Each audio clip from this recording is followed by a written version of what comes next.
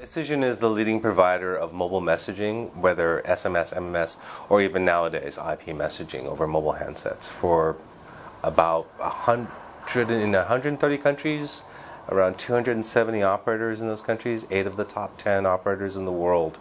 We essentially do 40% of all the messaging traffic that's happening on mobile handsets worldwide. So most of the terms that we tend to use nowadays are over OTT, over the top. So this is on top of the carrier's infrastructure.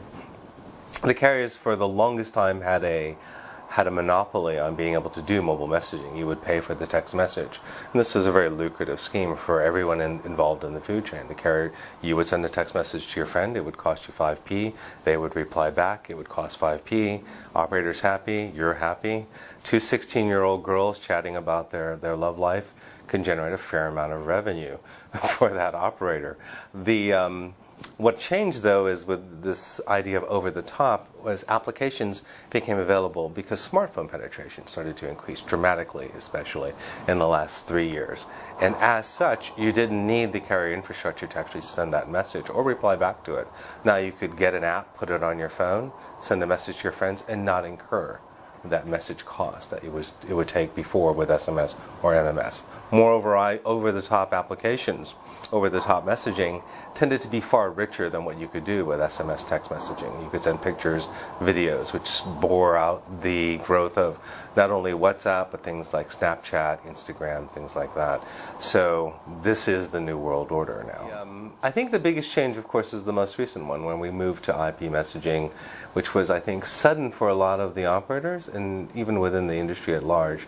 We saw the change coming about 2 years ago, but the rapidity, if that's a word, of the change was, I think, surprised everyone in this process. So whereas WhatsApp had a handful of people 2.5 years ago, now you're looking in some markets like Spain where it's 96% of the traffic is using off of WhatsApp, or the 96% penetration of those users' handsets are using WhatsApp. The biggest impact is that the paradigm shift for the operators in terms of thinking about how they were going to compete. For the longest time, at least, and by the way, when I say long time in this context, I mean about 5-6 years, the operators are following a path towards something called RCS, Rich Communication Services.